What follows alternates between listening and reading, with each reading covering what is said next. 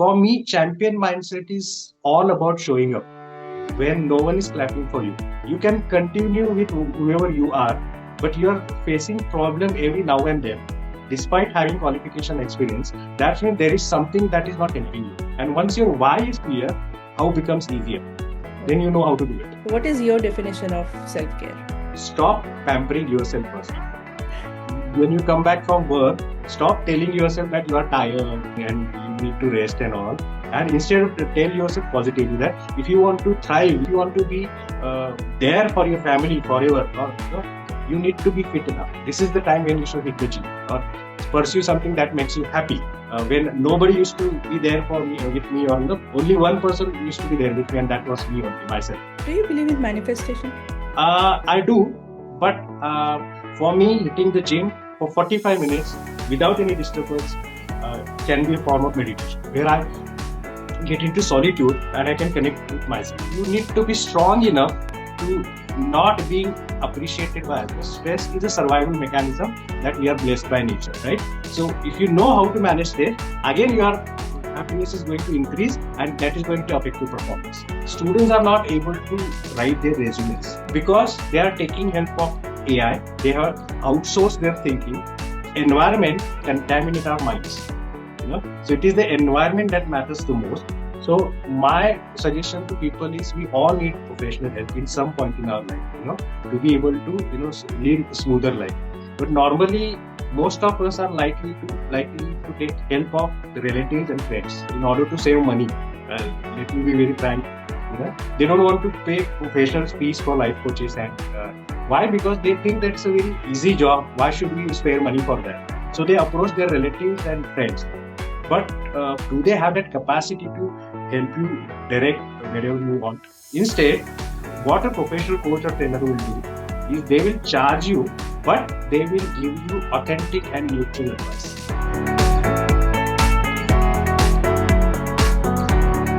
Welcome to What's Up Pro, where we bring you insights from inspiring professionals who are transforming lives through their work. Today, let's meet Kiran Parandekar, a powerhouse of positivity and performance. A man who wears many hats with exceptional ease. Kiran is a peak performance coach, champion mindset speaker, facilitator, and a much needed in today's world, a workplace productivity and happiness consultant. He is also a certified master behavioral skills trainer and facilitator.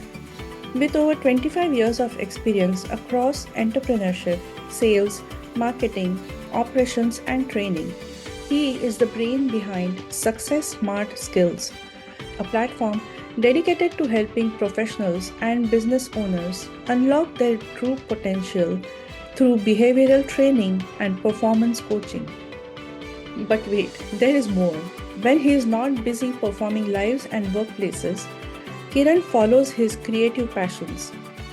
He is also a passionate actor and model, who's just as comfortable in front of the camera as he is in front of a crowd. Add to that his love for karaoke, sunsets, and cassata ice cream, usually shared with his cat. And you have got someone who truly lives the high performance life with a smile. Let's dive in and decode the mindset behind peak performance, productivity, and purpose-driven success. Please welcome Kiran Parandekar.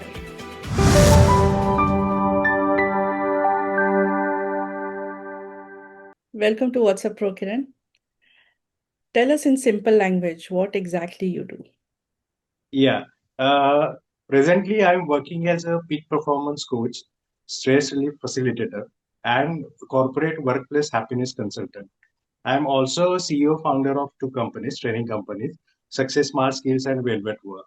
Nice. So yeah, it's very interesting. It's very vast and very different. So let's begin with your journey. How like about your childhood? Tell us about your childhood, your education, and how did you choose this career? Right. Actually, to be very honest, I didn't choose this career. This career happened to choose me because I was born and brought up in Kolhapur in the state of Maharashtra, India. Kolhapur is a city known for hospitality and warmth. And after my schooling, I graduated with a commerce degree. Afterwards, I wanted to pursue a master's, but for some reason, I couldn't do it. So I started taking up odd jobs. Parallelly, I had infatuation for the English language. I know this may not be the very big thing for English-speaking countries, but countries like India, it is still a hard nut to crack because it has become a global language, a language of business. But there are majority of people who struggle to communicate in English, and so was the case with me. And I struggled a lot teaching myself to communicate in English, but somehow I was not able to do it. But one fine day, I found myself communicating in English fluently. So I had already come up with a methodology of mine where I could teach myself English in a very easy, interesting, and that too without boring grammar. Pardon my French, I'm using this word boring grammar, but yes, I could do that. And I started offering coaching sessions to others as well. And this led me to soft skills training further because when I was teaching English, it was not only about words, vocabulary, or rules of grammar. It was about unlocking confidence, self belief, fear of judgment. All these things were the foundation of inability to communicate in English. So I got into these communication skills, then team bonding, team building, leadership, these topics of soft skills. And when the things seemed to be, picking up, I had to go through a setback, and that setback actually turned out to be a blessing in disguise for me, and because of which I could explore this area of performance, human performance, and happiness, how happiness can lead you to success or growth, and how can you grow in life, or how can you lead your life successfully or smoothly if you know how to manage the stress. So that's what, whatever I'm doing today, because of that setback happened to me. So that's why I said ki it was not me that I chose the career. It was the career that chose me because I had if I wanted, I could have joined my father's business, but somehow I didn't find any interest in that. Life kept on nudging me towards my purpose, and so that's why I'm here today in front of you. Now, that is truly a champion mindset, I would say. Thank Right? you. So how do you describe champion mindset? Yeah, uh, for me, champion mindset is all about showing up when no one is clapping for you. Even the entire stadium is not with you or against you, and you keep on performing. That makes you champion, and that I have learned from my life experiences. Because as I have mentioned, that setback taught me how to stand for yourself when no one is, there with you, or no one is there to support you, or even to understand you for that matter. So champion is not about winning or losing. It's all about, how well you played that game. That's why I come up with a quote: if life is a game, we are all born to be a champion. But unfortunately, despite having all the capacities and potential, we are just trying to be in the game. We are not striving or striving to win, or to play for our own good. Right. Yeah. So tell us, like, how did you move into this career? Like, how did you find your first paid client? Yeah, that's very interesting. And it was like a game for me, this building this career. I never had that feeling of uh, what you may say, losing or not having, not gaining my grounds in this field. So when I started off as a spoken English coach, I started off offering free classes to aspirants. So initially, I offered my friends also, those who were interested to learn English. So I started giving them tuitions or sessions, coaching sessions, and then I started asking for the fees, for my clients. Then I published in newspaper that I have this personal coaching tuitions and classes, stuff like that. And then slowly I went on to increase my fees. And one day I reached a level where I could call myself that yes, I am a professional coach now. And then that led me to soft skill training. Then because of my by then I had got some popularity among the students because of mouth publicity. So educational institutions started inviting me for as a guest lecturer, and then again that arena got open for me, and I started teaching college students as well. And then that again led me to corporates, teaching, training employees. And then when I formed my company, then I officially started promoting my business, which already had some sort of experience behind it. So it was sort of a bit easier for me to promote myself as a trainer, and then slowly I started expanding them. So when you say soft skills trainer, did you take some training for it or you just developed your own techniques? Yeah, I did. I did couple of certifications of international repute, and there are two different, certification I did. One for soft skills training as a soft skill trainer, and as a behavioral skills trainer. Then but as I said, it was kind of a additional credential for my profile. You know, I because I already researched a lot, and because of that experiences and because of my personal authentic what you can say practice before preaching, that made me teach more than the certifications which I could do during those periods. Right, right. So when you say soft skill training, Mhm. what do you like? What do you teach? Like, what exactly is soft skill training? Yeah, soft skills are skills that a human being should possess to survive in this era of competition. There are two types of skills. One is technical skill, and the other is soft skill.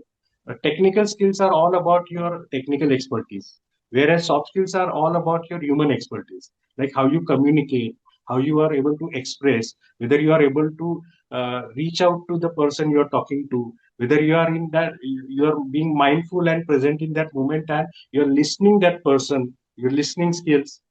How do you handle your stress? How do you manage your conflicts? How do you lead a team? Or there is a thing called self leadership, whether you take initiatives or not. How do you work in team settings or team environment? All these human skills are called as soft skills. Right. So when do I know that I need to go to a soft skill trainer? We all need some of the other soft skills training, because like as I said, we are born like a basic handset model, mobile handset model, and we go on adding different applications to it, during Right. lifespan. So when you realize that you're not able to, or rather, to be very honest, if you're not getting respect, in society, that means you are overlooked, or you are not taken seriously. That means you are failing to communicate by words and communicate by body language, right? So these are some hints you will come across in your day-to-day life, and then you will realize that yes, you do need soft skills training. Or for example, suppose you are asked to do something, and you're staying or you're not taking initiative, or you are not leading the your own self. That means you're lacking leadership qualities. Or if you're not able to work in a team, you always get into conflict, you always try to compete with your teammates, or you always try to work individually for your own good, right? So you're not a good team player, right? So you need some sort of professional guidance for that, because normally we tend to go to relatives and friends for guidance, and they may have some ulterior motives or lack of exposure also, which Right. may not help us. So that soft skill, professional soft skill training comes into play. Right. But when we are actually doing something, right? When we are working as a team, I like we don't realize that we are doing something wrong, but actually we are not doing we are working for ourselves. We are not working for team as such. But Right. as a team member, I don't realize that. So how do I know that I need a soft skill trainer? Yeah, because first of all, you should be aware of your own self, right? And you should have that urge to thrive in life. You should have that urge for personal growth in life. You can continue with whoever you are, but you are facing problem every now and then, despite having qualification experience. That means there is something that is not helping you, or there is some gap that is, needs to be taken care of, right? So Right. we all get to know where we are lacking. What matters is whether we really are willing to work on that or not. Right. So, but especially when we are working in like corporate setup, like everyday challenges are normal. So we don't know that we are actually not thriving or we are actually climbing up or no. Like, challenges are everyday thing in Yeah, corporate setup. So when do yeah, they know that, we really need help? Because it's like their daily routine to take up challenges and fail or not get promoted every now and then. yeah. So, like when do I know that I need to bring in soft skill trainer into my team, like my team Right. needs professional Yeah, help. absolutely.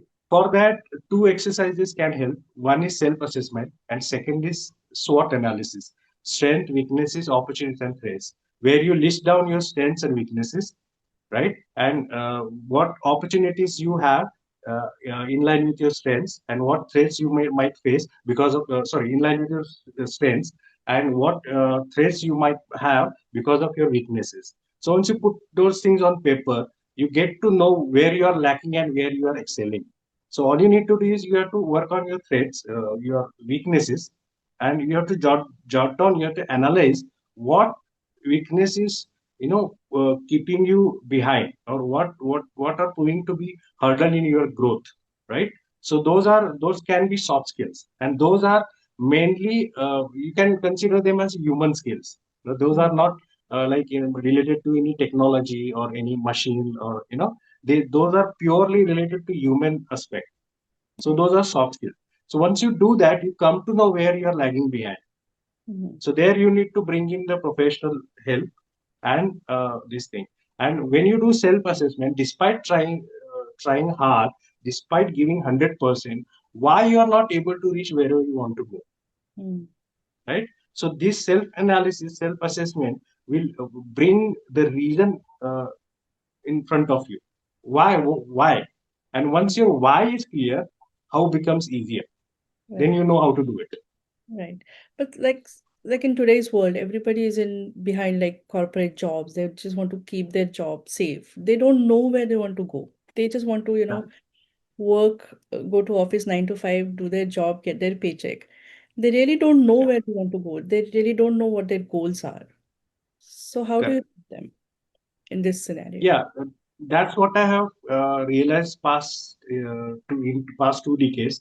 Like, we all, a majority of the people are stuck in the daily rut because they don't have that clarity, Right. and they don't have that purpose.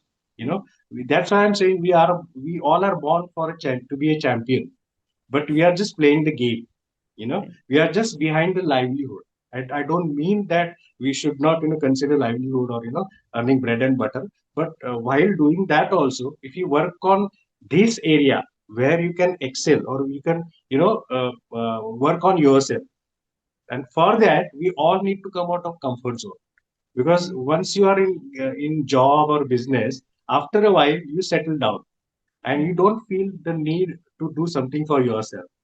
And for that, I always keep on saying, we all, or you should rather, got to love yourself first. If you love yourself, you will do everything that is good for you. Right. Be it exercise, be it pursuing a hobby, or taking care of yourself. Settling in a comfort zone is the crux of the matter. Right. Yeah. But like if you are like sole earner of the family, then it is very hard to come out of that. Then you won't call it a comfort zone, right? It's his responsibility to like get that sturdy paychecks every month. But then he has some goals, he or she has some goals, but because of the responsibilities, that person is not able to move around. Would you help? Right. Like, how would you help in that case? Yeah, that makes that person more responsible, because he is the sole earner, he is the sole bread earner.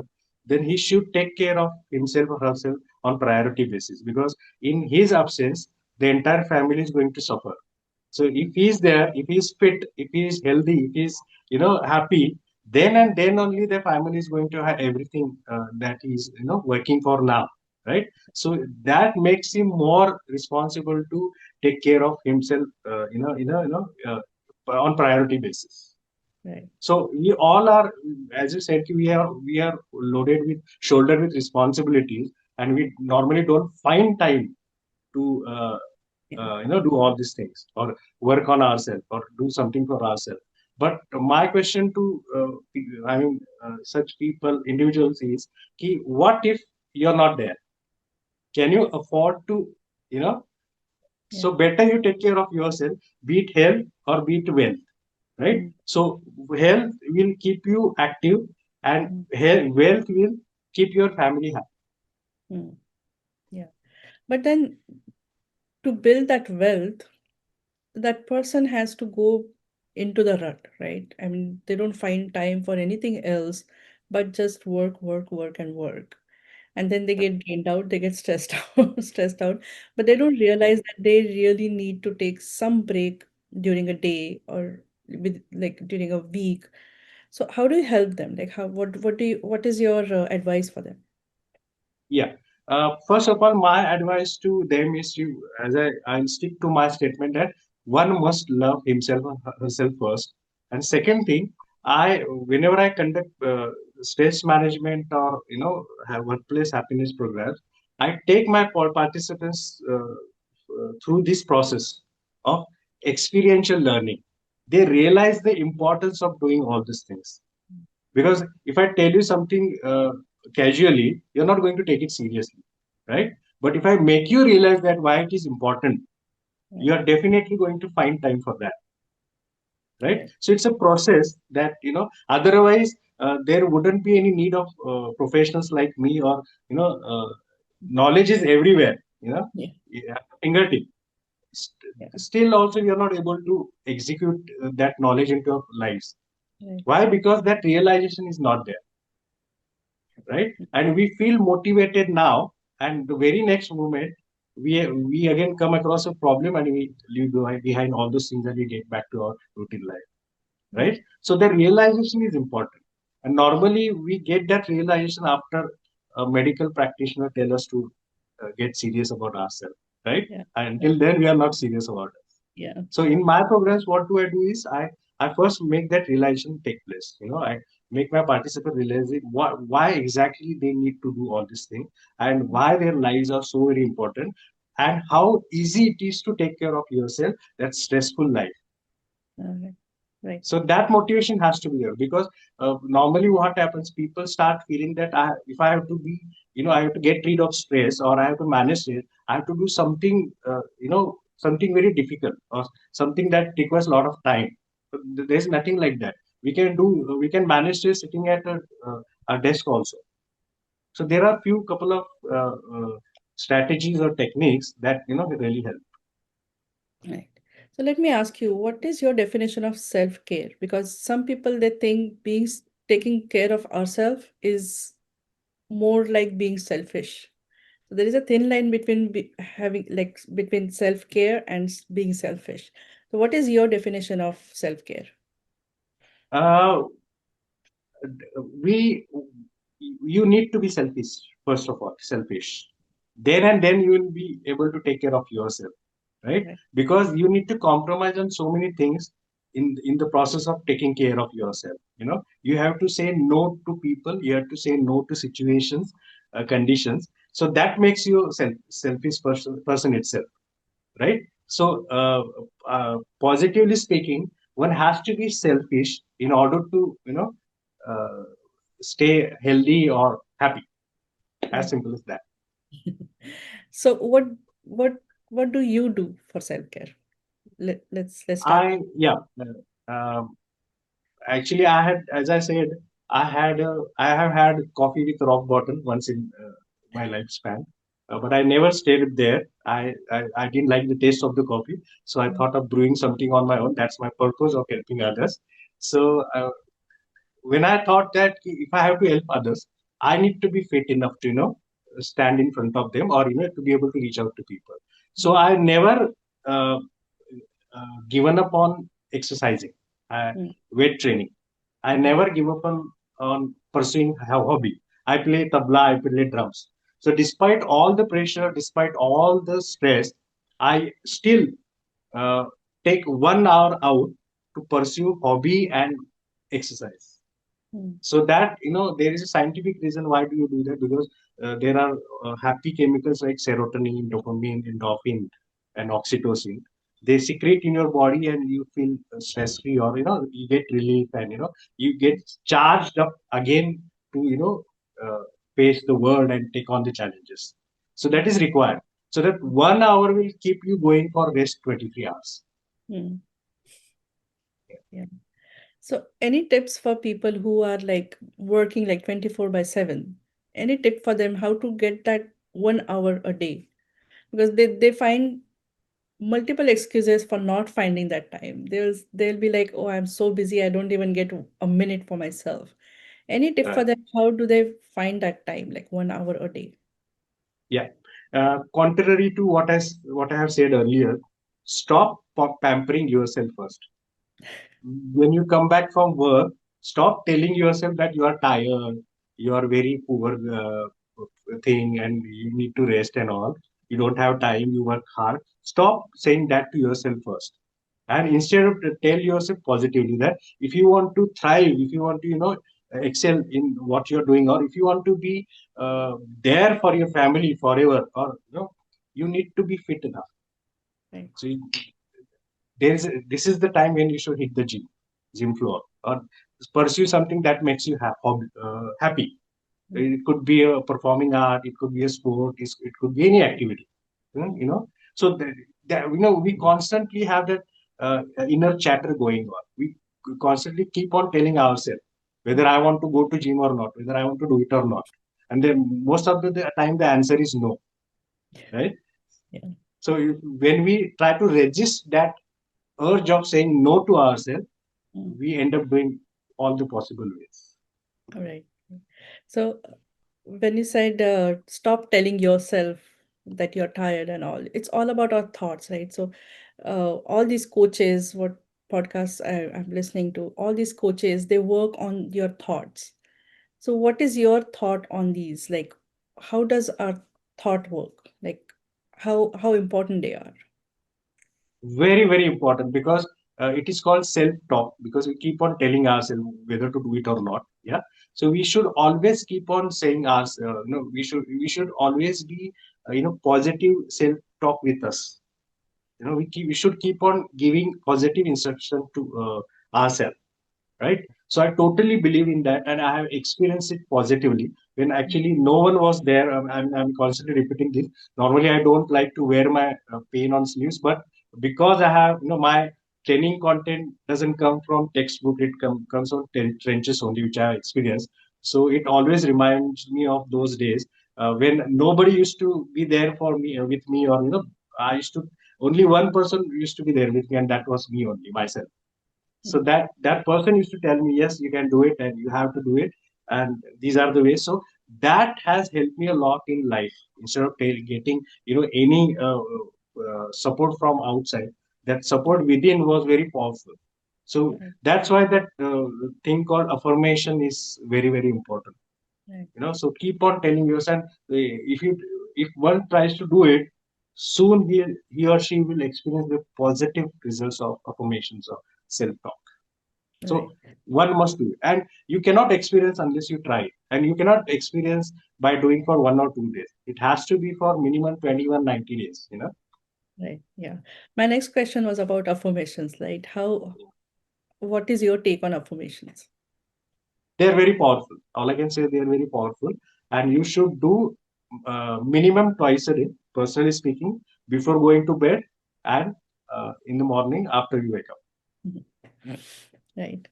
Uh, do you believe in manifestation? I do, but I believe there is another thing called intuition also. Mm, So sometimes you try to attract what you want in your life, And sometimes you get those intuitions whether you are going to get it or not. All right. So I believe both these sides of one Yeah. coin. Yeah. But for intuitions, you really need to develop that area, right? Like as in develop as in you need to really look within to find those intuitions. So how Yeah. do you teach how to do that? Like how do you look within to uh, capture those intuitions? Because intuitions are everybody has intuitions, but nobody like not everybody can catch them properly. Right. So what is your tip for them? Yeah. To be able to have intuitions, first you need to connect to yourself first. And for to form that connection, you need to have free time of the day. And that's why I'm saying that 1 hour, right? So either solitude can help you or meditation can help you. And meditation has different forms. Because for me, for somebody sitting and closing eyes and trying to chant something can be a form of meditation.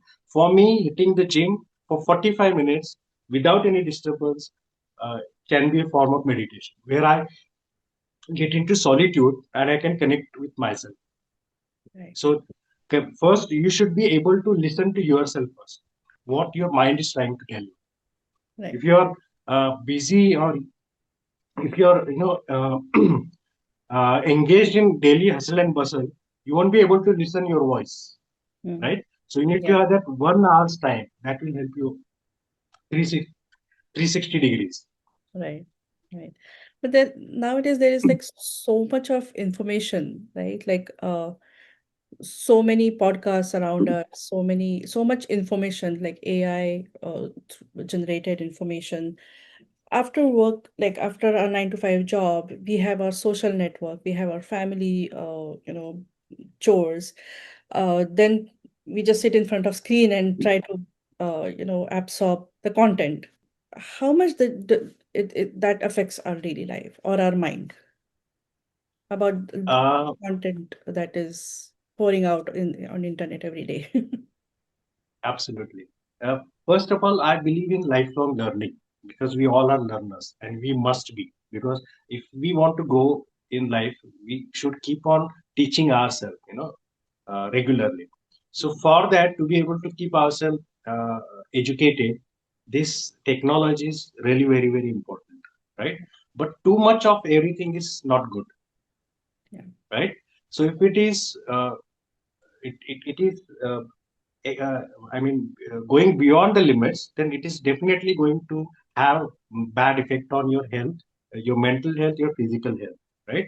So again, as I say, you should stop pampering yourself. Now you are tired and you want to see some, do some binge watching or something like that. Then you should escape. restrict your time for that key.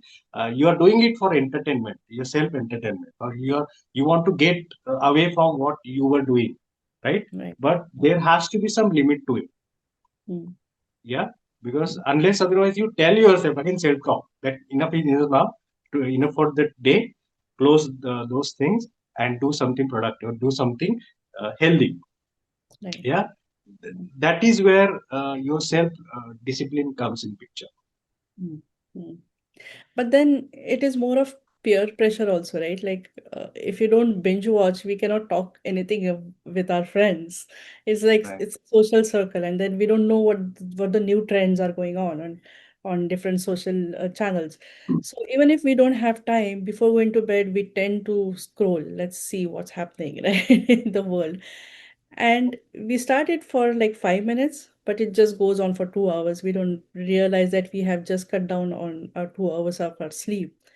How do you like, what do you suggest to, get that? Yeah, it happens out of fear of missing out or fear of judgment. If I don't know what others are discussing about, then I am idiot, right? I'm stupid. I don't know. I'm not abreast with what is happening around, right? But either way, it is going to harm you. If you do it, uh, you might be knowledgeable, but you in the process you might have lost something very very precious: your health, your sleep, your mental health, right?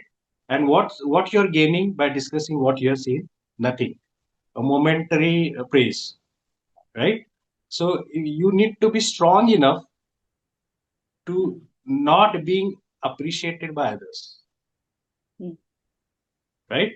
By watching something which is affecting my health, right? uh, I'm going to lose on my health, but that is going to pay me very, very tiny returns.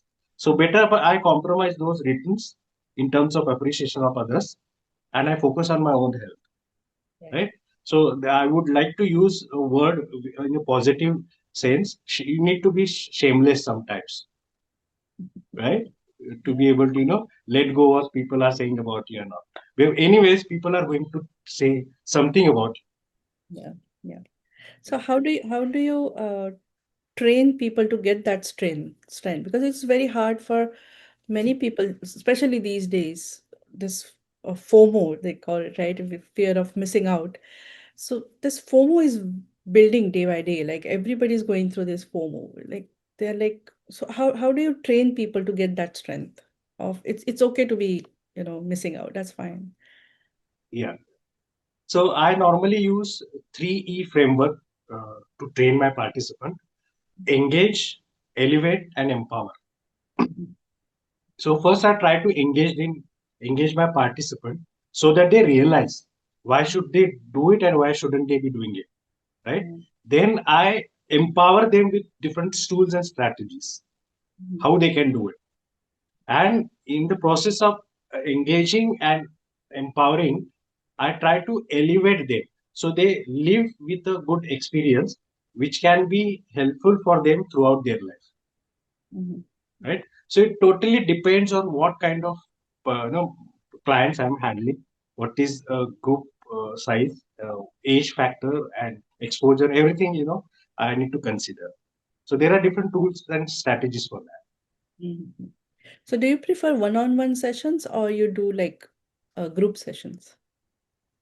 I enjoy both, but I enjoy most in group settings, group coaching and trainings. Uh-huh. Okay. So let's talk about the workplace productivity and happiness, which is, I think, very much needed this in this era. So tell us about it. Like, how do you approach your client, and what do you exactly do? Yeah. Um, um, Again, going back to my own personal experiences, when I had nothing, no resources, no support. I could rise, or I'm still work in progress. But although I am, unfolding things, the kind of level I have reached is just because I was enjoying what I was doing. I had things to look forward to, Yeah. right? And then that made me realize that is there any connection between happiness and productivity? Then I started researching on in this area, and I came to know so many researchers where it is already studied that there is a strong nexus between happiness and productivity performance. There are some research studies shows that a happier person performs 20 to 25% more. Their productivity enhances by being happy. So then I thought of why not and it's not that not all get to do what they love. We all have to, sometimes you have to do things for livelihood, right? Then what about happiness? If you are not finding happiness in what we are doing, then can we just let it go? No. Then what if we create a workplace where you, in simple words, where you don't feel Monday blues, right?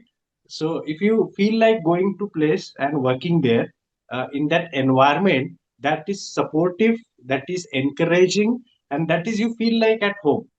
Maybe it feel like at home could be a big word for it, but yes, if we at least we can give it a try, right? So there are it's kind of a triangle connecting the dots. If you are happy, you can perform better, and if you are performing, you are going to get stress, because stress is a survival mechanism that we are blessed by nature, right? So if you know how to manage stress, again you are happiness is going to increase, and that is going to affect your performance. So again, it is connected. So I try to bring all these three elements in my happiness program, stress management program, and try to work on the strategies and tools, techniques to manage stress. How can we make that workplace happy? What different strategies can be deployed, and we can perform better. Right, right. So, what role does the leadership takes in overall happiness and productivity? So do you train the leaders or you train the entire group? Are there any Yes. difference? Like there are different modules, I guess. Yes, I look at leadership in a two different perspective. One is designated leadership. That means you are a manager, you are a supervisor, you are a management. And other is self leadership, where everyone from uh, all cadres, people, employees of all cadres are leaders themselves. Because unless otherwise they take initiatives, they take leadership, things are not going to happen, Mm. right? So basically, when we talk about designated leadership, leaders basically shape the culture of that organization. They set the tone of the culture of that organization. So they actually create a place where people feel accountable, vulnerable, and inspired. So it is a leader's job to create such kind of environment where employees feel like coming, employees feel like working, rather employees feel like performing better. So it is a leader's responsibility. So there are different techniques, there are strategies, there are there is a mindset also to be able to make these things happen. So work on all these things. So in corporate offices or even in small businesses, they say that even 24 hours of work is also not enough. So Correct. in that environment, how do you convince them to get some time off for your training? Absolutely, yeah. That is a big Because trainings, challenge. sorry, yeah, It's a big challenge for coaches to convince people to get this kind of training, right? So how do you convince absolutely. them to get that time off from their work for this kind Correct. of? Absolutely, I understand because taking employees out from a productive time and putting them in something that is not going to pay you immediately or Yeah. may not have a ROI, Yeah. considerable ROI on that return on Right. investment. Right. But nowadays, most of the companies are uh, uh, taking efforts to organize training because they have understood the importance of training and coaching. Because Mhm. ultimately, it is going to elevate or it is going to develop their teams only, which are going to result into companies' growth in totality, right? Mhm. So there are companies who are taking initiatives in organizing trainings and coaching, but still there is I mean, if we consider mid-sized companies or startups or small scale industries, all of the industries wherever human beings are there, these soft skills and behavioral skills trainings are required.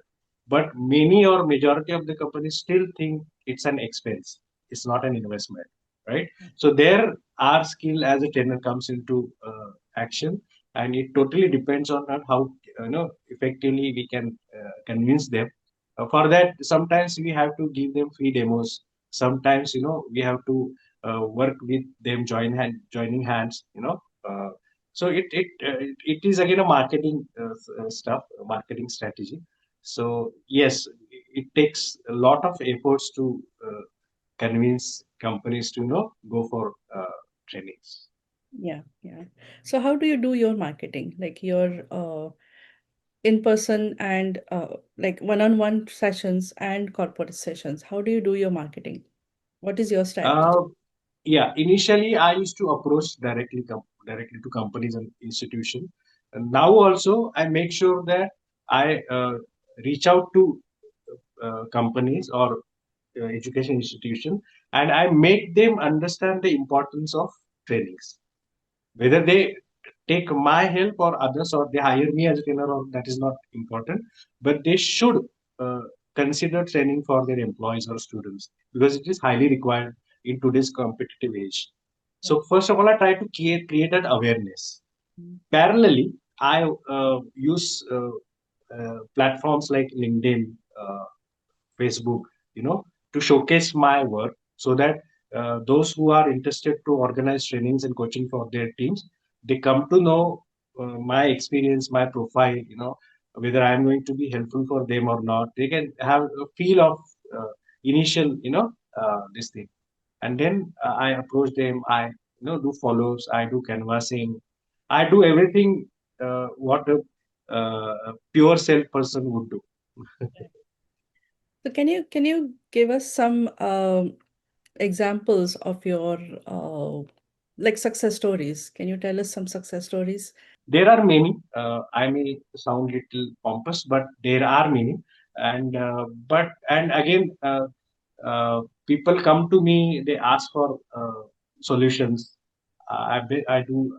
I try to give them best possible solutions, and I try to maintain confidentiality also, because sometimes they are sharing some personal issues with me. And so, having said that, I would like to share one case with you, which I find a standout case in entire my career.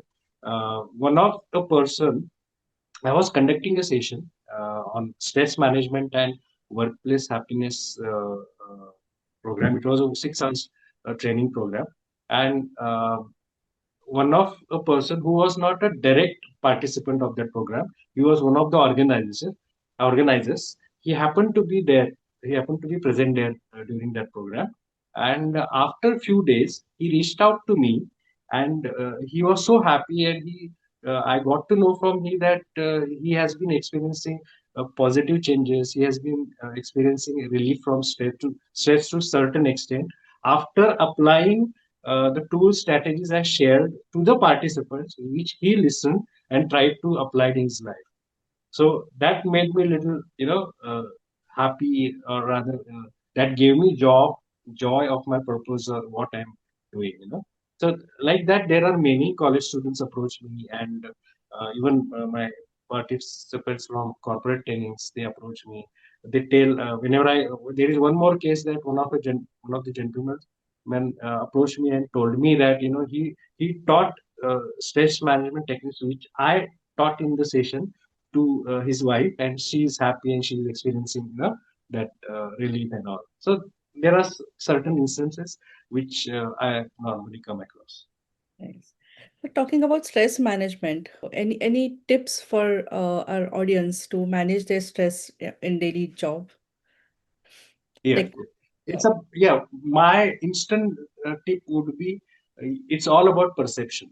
You know, if you uh, if you don't enjoy what you're doing, uh, you're going definitely going to feel stressful. However beautiful job is that job could be, right? But if you enjoy even the toughest job also, it is not going to make you stressful. That you can easily manage the stress. So it's all about perception. I always believe, when we go to work, instead of just when it comes to self talk, what we do very first thing in the morning, that, oh, I have to go to the job, you know right? If we just tweak that, and we just tell ourselves that, yes, I want to go to the job, you know Mm. that itself will turn the table, and bring down your stress levels. The perception is the key. So mindset matter. If you enjoy what you're doing, you're Right. definitely not going to have stress. And again, as I say, stress is a survival mechanism. To certain extent it is required. We cannot uh, you know take out completely from our life. It has to be there. That keeps us going forward. Right. But then, when there are like very tight deadlines, and then our bosses are sitting our head, and Mhm. they are just we just have to work, and finish that task within that time frame. Then it Correct. did that is also like different kind of stress, but it is a stress even though you like that job, because it is uh, it is like attached with the time frame. It becomes Correct. stressful.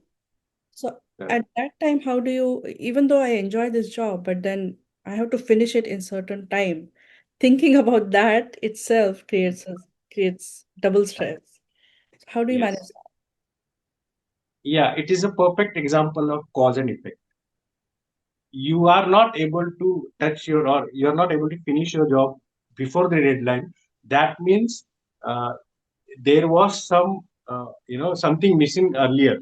You might have postponed your things. That's why you have reached the level whether you are close to deadline. That's the cause of causing the stress, right? So there are techniques like time management, priority setting. If you start following those steps from the beginning itself of a project, then you are not going to, you'll be able to finish your project before the deadline, well in advance, right? So this is a stress management technique. That is time management and priority setting and saying no, because there might have been some events where you have to uh, uh, do something because for somebody, and you have to compromise on your work, so that have piled up your work in the that? process, so if you learn to say no, no, I have to finish this work now, then you'll be able to save stress because of the deadline. So that is a cause. Okay.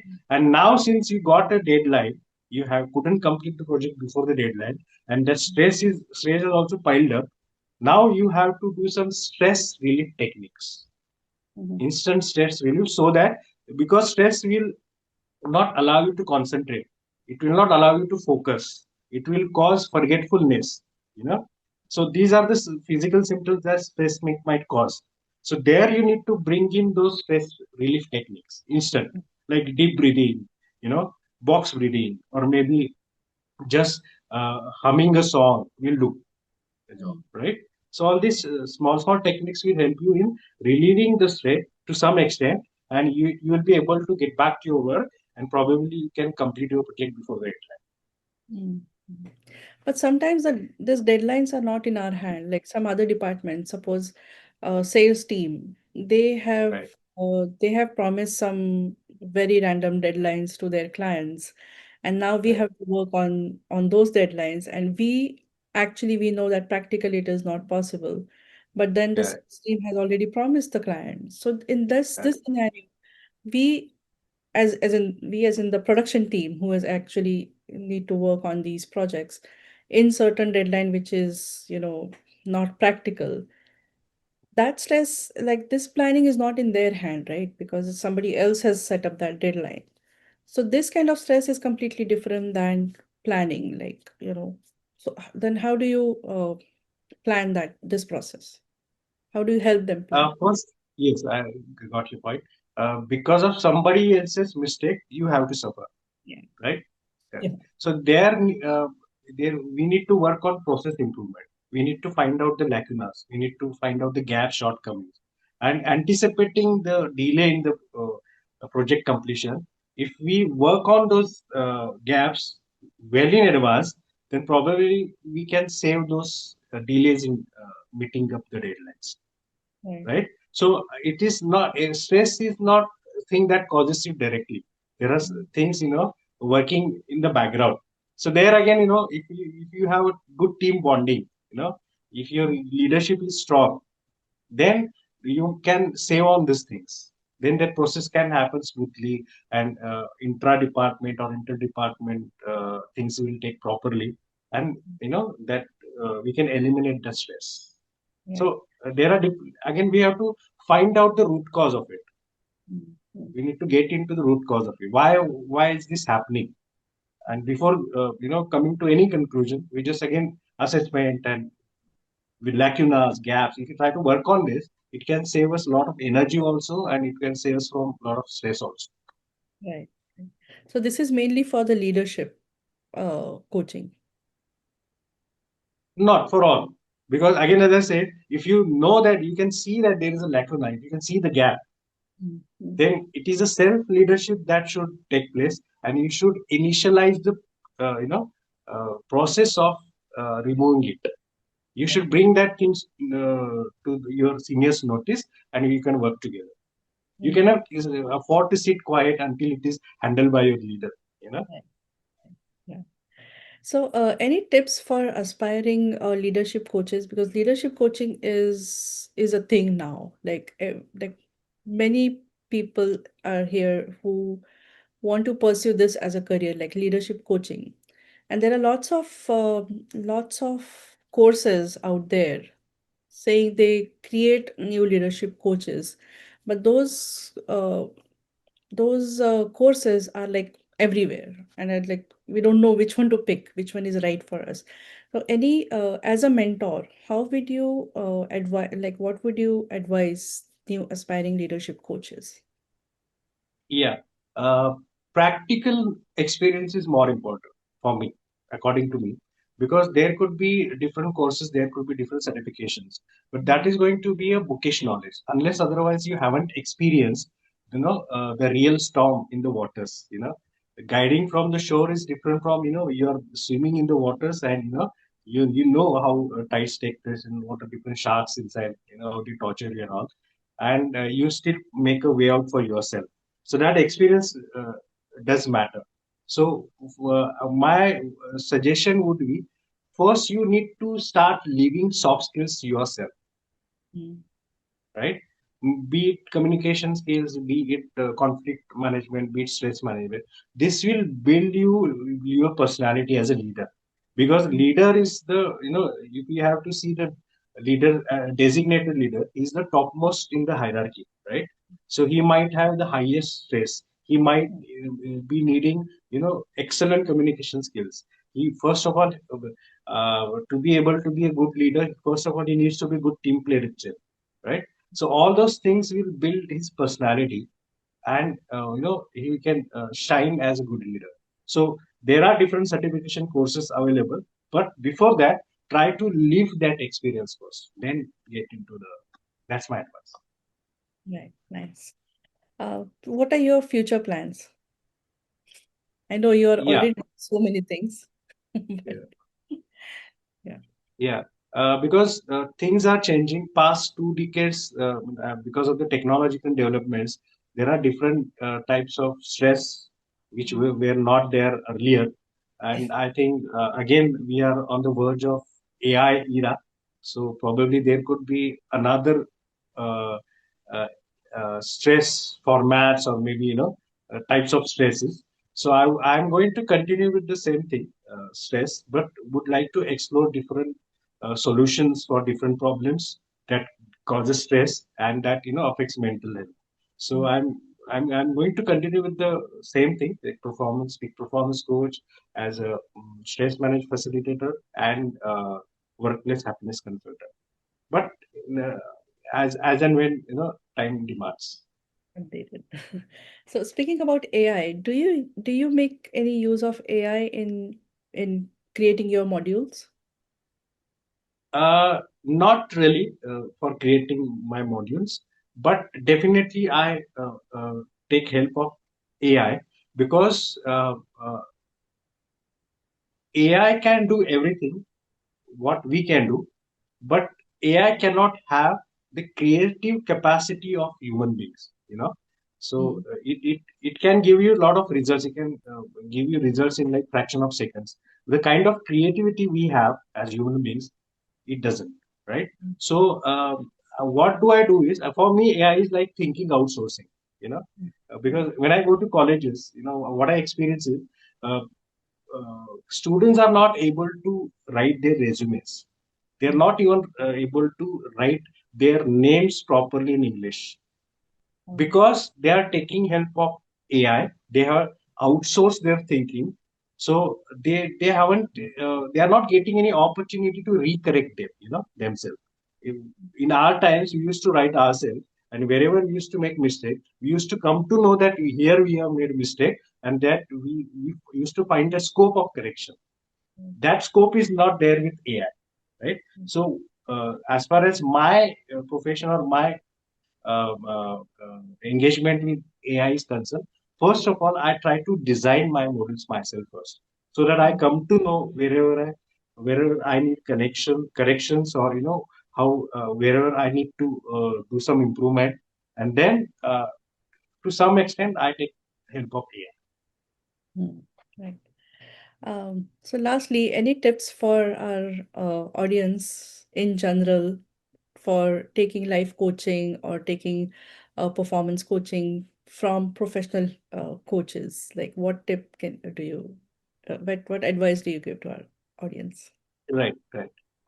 We all need two things on daily basis. Where I always keep on saying, one is bath, and second is motivation. Bath because environment contaminate our bodies, and environment contaminate our minds. So it is the environment that matters the most. So my suggestion to people is we all need professional help in some point in our life, to be able to live a smoother life. But normally most of us are likely to take help of the relatives and friends in order to save money. Let me be very frank. They don't want to pay professional fees for life coaches, and why? Because they think that it's a very easy job. Why should we spare money for that? So they approach their relatives and friends. But are they really able to, or do they have that capacity to help you direct wherever you want, or guide you properly? Because they'll be guiding you basis their current exposure, right? So they may not have reached where you want to go, and some people may have ulterior motives, their hidden agendas. So you don't can't assure yourself that you'll get proper guidance. Instead, what a professional coach or trainer will do is they will charge you, but they will give you authentic and neutral advice, which will be of your good only. Right. So that's the difference between a professional taking professional help and this Going this to on friends. this level. Yeah. So yes, one should go to professionals. Well, thank you so much, Kiran, for your time and your very valuable insights. Thank you so much. I'm sure our audience will contact you for life coaching and leadership coaching too. Thank you so Thank much. you, Gayatri. Yeah, thank you so much for inviting me here today, and indeed pleasure interacting with you. I had a lovely time, conversing with you. Thank you so much.